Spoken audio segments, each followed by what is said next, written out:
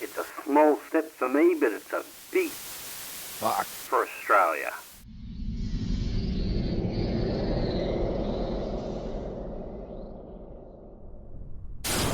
G'day ladies and gents, and welcome back to Kerbal Space Program with Mags, and we're not messing around today. We've got a lot of catching up to do because I've fallen a little bit behind with this series. So in the last episode that we put up, I was just completing a mission trying to generate a little bit of money so I can upgrade the buildings around Kerbal Space Center in order to be able to start running some more advanced MUN missions, including my first MUN landing. However, those missions didn't quite make me as much money as I was actually hoping, so in order to supplement my income in career mode, I've decided to take on a few of the missions that are available from Kerbal Space Center Mission Control. Our first mission for the day is an unmanned satellite deployment mission. It's pretty straightforward. There's nothing special about the satellite. It's particularly lightweight, consisting only of a fuel tank and an antenna and a couple of solar panels. That was all that was required for this particular satellite. Its delta V is fairly reasonable, but that's more to do with the fact that it weighs virtually nothing. The total weight of the satellite is actually under a ton, just. Now, I'm burning the atmosphere pretty hard here on ascent, but that is largely because I have virtually... Oh, there's some explosions. That is, well, it's a very Kerbal launch, I guess. The main engine for the ascent stage is simply a solid fuel rocket booster. It costs next to nothing to put into space, and because the payload is so small, a standard SRB on its own is more than enough to be able to punch this thing into space. The downside of an SRB, of course, means I have no throttle control. You hit the button, and that is it. It is going. It will get most of the orbit completed on its own before it begins to do its own descent back into the atmosphere to burn up. The rest of it is on the satellite itself to actually complete its orbit and move itself into position, which, as I said before, because the satellite consists of nothing but a medium-sized fuel tank, a probe core, some solar panels, and an antenna sticking out the side, with an extremely efficient little engine underneath, it's got more than enough delta V to do everything that it needs to do. Completing the orbit and getting this thing into position is absolutely no problems whatsoever. This is actually a really good way of making money in KSP career mode. The early satellite deployment missions are just around Kerbin. They're not particularly difficult to get into. Some of them have some strange orbits, but nothing that is overly complex to actually complete, and the requirements on the probe itself are not particularly high. And there is actually one bonus to completing them. At a later date, you are going to want a satellite network around Kerbin so you can intercept transmissions from missions that are operating further away. Whether or not these missions are manned or unmanned is irrelevant, you will want that connection. By completing these satellite missions early on in the game, you're putting down a relatively basic network of satellites very early on, and you're being paid to do it. So it's not costing you anything to set up the early part of your satellite network. And of course, as I'm doing, you use the money from that satellite network to actually fund the upgrades to the buildings that you will need to launch these longer range missions to begin with. So, on this particular launch, the only really complicated part of the entire deployment, and it's really not all that complicated, is a simple inclination change. This is something that you will have to do if you want to go to various planets that are not on the same plane as Kerbin, and it's good practice.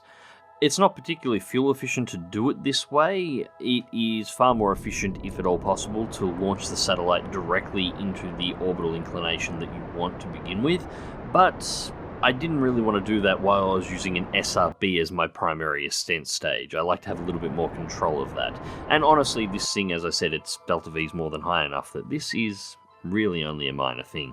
So, with the inclination burn completed, one long burn to push our apoapsis out to the required point in the orbit, and then a simple second burn in order to complete and bring our periapsis out to the required point, and that's all that's required in order to bring our satellite into position. Once it's up, we just leave it alone. There is absolutely nothing else for the satellite to actually do. And there we have it, on the money. And speaking of the money, I decided I needed a little bit more, so I decided to run a second one of these satellite launches. However, this one here is a little bit more complicated. The orbit itself was actually relatively simple, but this satellite called for a goo tank and 2 antennas instead of just one, so slightly different design on top, and also required me to launch the satellite in the opposing direction to the way I would normally launch it. Not particularly complicated, but one of the big parts was, well, you saw what happened during the launch of the previous satellite, how quickly it heated up, because I'm using the SRB as the ascent stage. The tolerances on the goo canister are not that high, and if I tried to redo the exact same launch again, just in reverse, with the goo tank on the side, it would have incinerated and destroyed the goo tank, which is an automatic mission failure. So this time I've also got a decoupler mounted to the top of the satellite with an aerodynamic cap. The cap is absorbing all of the heat of the satellite, and you can see this thing is already starting to melt its own guidance fins off during the launch, but the cap is protecting the actual satellite itself from any damage so it can get into space without an issue. Now ideally this is exactly what you would use fairings for. However, I don't have access to fairings technology yet, so I have to make do. It's not ideal, but the general rule of thumb with early KSP games or early KSP careers is nothing is ideal to begin with. And so, by firing the decoupler, that gets rid of the aerodynamic cap, and now I'm down to my 2 antenna and goo tank variant of exactly the same satellite that we flew out before. Now, of course, the extra weight of the decouplers and the aerodynamic cap did affect the efficiency of the launch slightly, and of course the extra parts in the satellite itself does affect its delta V. However, it's not a huge problem, and the counterpoint to this particular launch was that the actual requirements for the orbit were significantly lower.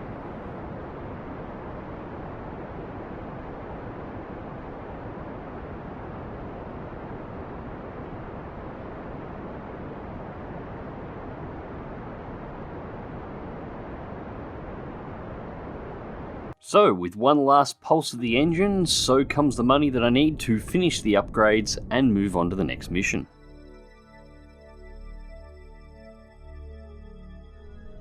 Alright, and it's time to get onto the serious business. So, today we are going to the MUN for the first time. However, we are going to be doing things a little bit differently to what I've done in the past. This is the Kerbal 1. This is my new launch vehicle for the MUN mission. And I'm doing things a little bit differently to the way I've done my MUN missions in past videos. In the past, I've always built extremely lightweight missions to get to the MUN. The kind of stuff you'll throw together that's extremely cheap and will get the job done. However, this time I'm trying to build a launch vehicle that I can use for more than just a MUN mission. This launch vehicle is going to be my primary launch vehicle for a whole series of missions that I'll be performing around Kerbal in the near future. The Kerbal 1 consists of 4 primary components. First is the booster section, which is 4 liquid fueled boosters around the primary ascent stage. The primary ascent stage is also liquid fueled, with the command module and all of the science experiments on top of that, with everything that is needed in order to land on the MUN, topped off of course by the command pod itself. Now the command module and the command pod, there's nothing particularly interesting about this portion of the vehicle. It's pretty much the same as what I would run in any other MUN mission. However, the booster stage and the ascent stage is slightly different. The booster stages, as I said, are liquid fueled. Not only are they burning fuel pushing the spacecraft forward, they are also feeding fuel into the central tank. And I'm pushing it a little bit too hard here, actually. I should have backed off the throttles just slightly. That's not good. But we get past it fine. Anyway, when the booster stages have used all their fuel, they're jettisoned from the spacecraft, saving weight, leaving the primary ascent stage fully fueled to continue pushing the Kerbal 1 into orbit.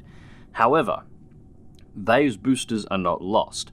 The actual cost of the entire launch vehicle is about 40,000 credits in-game to put out, which is significantly more expensive than you actually need. But those boosters are all equipped with parachutes. Once they're jettisoned, they will be recovered at a little over 5,000 credits per booster recovered. So we're going to get a little over half the cost of the vehicle back. The primary ascent stage then has enough fuel to complete the orbit entirely on its own without having to use an ounce of fuel from the command module, leaving the command module fully fueled for the transfer and the completion of the MUN landing and the return. Now this is going to leave the ascent stage in orbit, but I'm not particularly worried about that because I am going to use it as practice for capturing loose components in space and manually bring it back for recovery as well, meaning I will regain a little bit further down the track the value of this booster back into my bank account again. This will be an additional 6,000 credits. So effectively, this launcher is allowing me to put a command module fully fueled, equipped with science experiments ready to go to the MUN and return into orbit, ready for the transfer burn for as little as 14,000 credits. Now the reason why I'm doing it this way is because I'm not going to be just using that launcher to send Kerbals to the Mun or to Minmus or to wherever else. I will be using this to start building a space station as soon as the remaining components that I need are available. So having reached our apoapsis, it's time to fire up the primary ascent stage again and complete the orbital burn. And this ascent stage has a hell of a lot more power than the little engine on the command module for transfer and landing purposes. So this engine is going to complete the orbit much easier. There will be a little bit of fuel left over once the orbit is complete and ready to go. Unfortunately, not enough to do the transfer to the Mun and not enough to deorbit it either, which is why it will be staying in space. But I am going to use that little bit of fuel to give the command module a little bit of kick leaving the orbit before it has to take over its own power and complete the remainder of the transfer itself.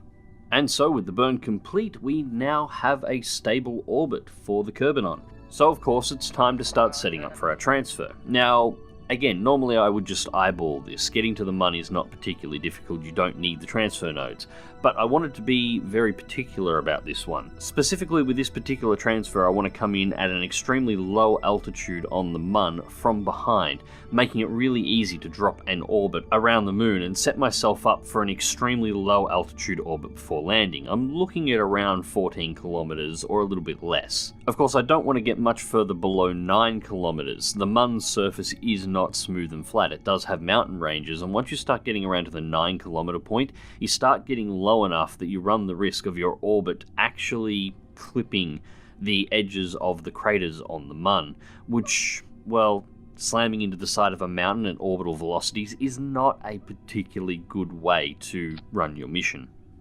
So at this point we are in position for the transfer burn, so firing up the primary stage and burning the last of its fuel. It is down to vapors, so the tank goes dry, jettison, and I like to manually disconnect the tank, just for safety's sake, and then fire the command module's engine, the thrust pushing the ascent stage into a little bit of a spin and leaving it behind in orbit for me to come up and recover later to return back to Kerbal.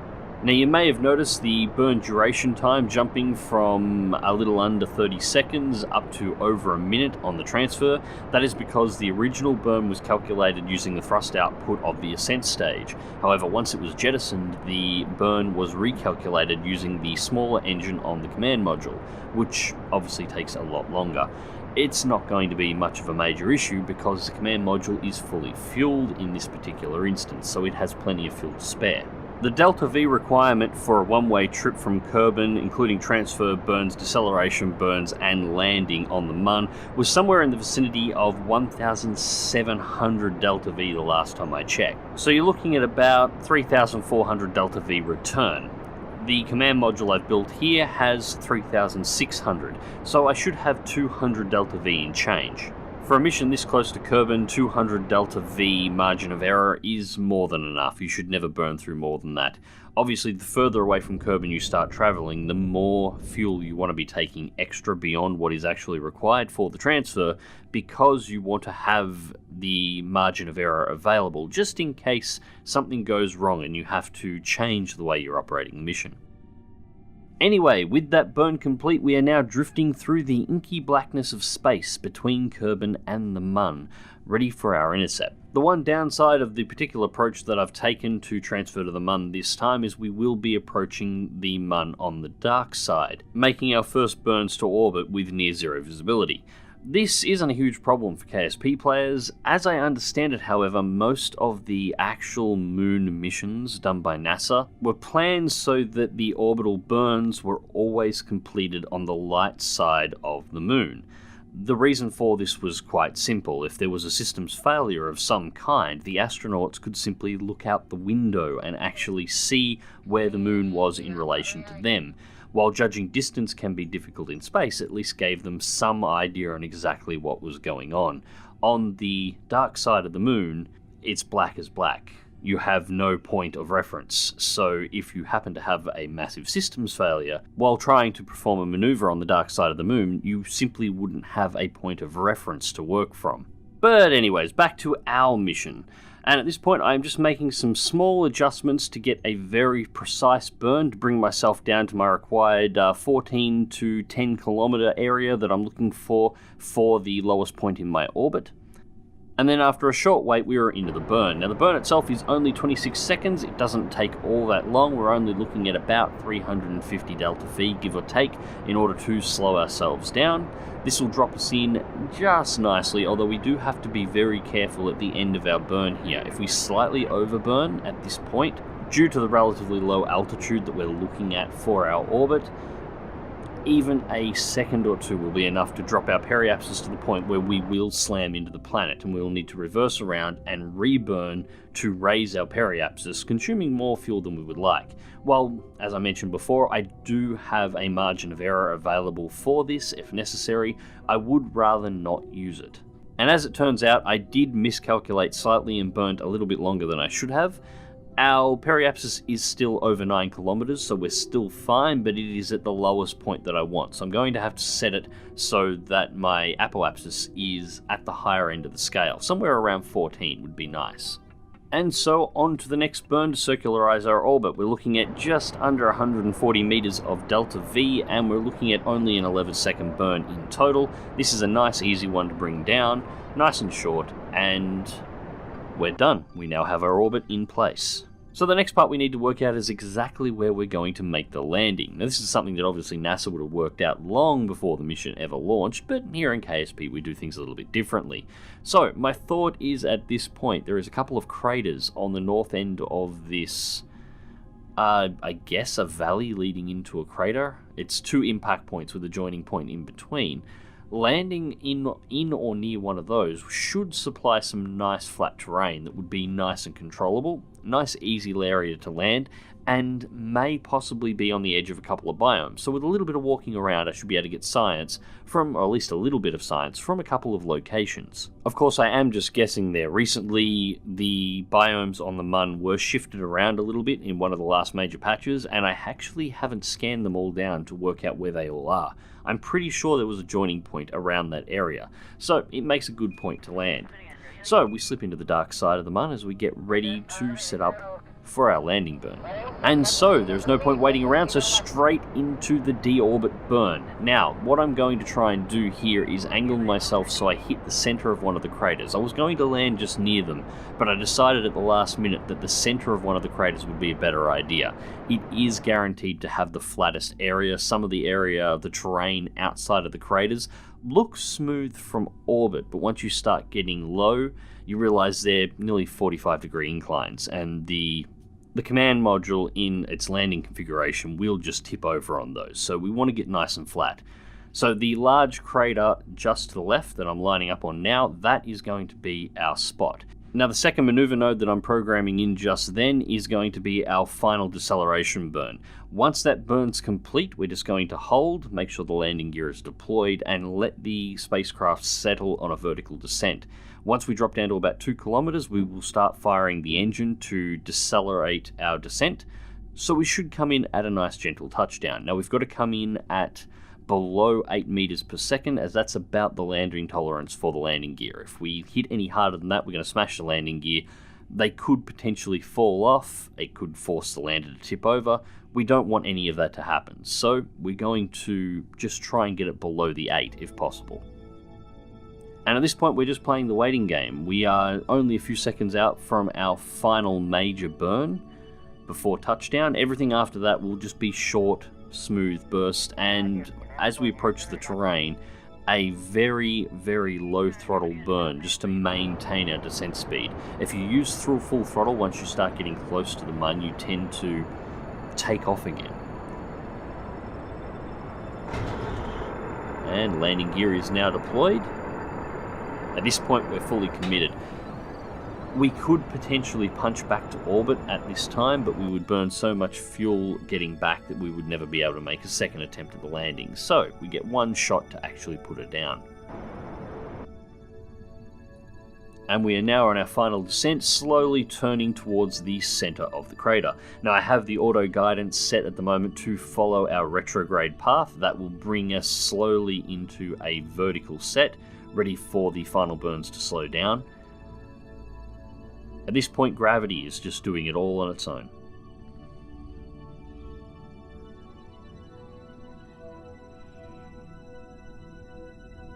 And due to the low gravity on the Mun, it is a surprisingly long drop for such a short distance.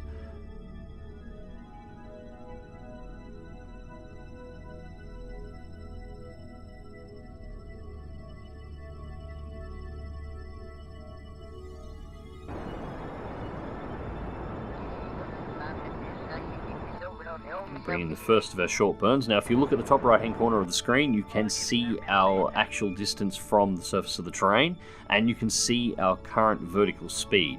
That's all I'm watching at this point in time. I want to keep the vertical speed low, and I'm watching the distance to the terrain. Now that particular altitude isn't to an artificial point, it's actually to the surface directly below us. This gives us a very accurate ranging of exactly how far down we've got to go before we touch.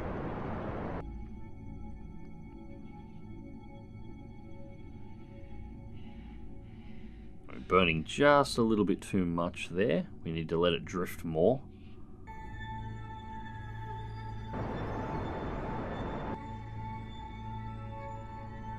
We've got all the scattering coming up on the terrain itself, so we've got the rocks and the detailed terrain for close terrain actually coming in.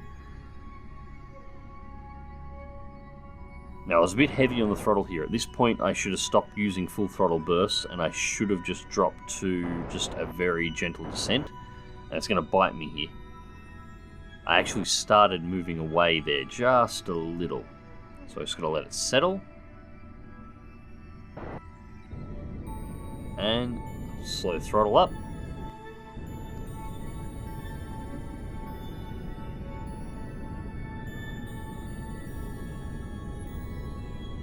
And touchdown. We have finally made it to the Mun. So of course the first thing you do once you arrive is get out and slam that old flag into the ground and make sure it is claimed for science. But I'm going to be spending a little bit more time here than I normally would as well. The rocket behind me is actually equipped with an extra life support module, which should give me around 25 days on the surface before I have to come home. I'm not planning on staying that long, but it should give me enough time to be able to move around and get some basic science from, I'm hoping, 2, maybe 3 biomes, if I'm lucky. But anyway, ladies and gents, I hope you enjoyed the video, and thank you very much for watching. KSP is back, and will be on every Friday from this point on. Until next time, remember to click that like button, subscribe if you want to see more, and as always, fly smart, fly safe, and I will catch you in the skies.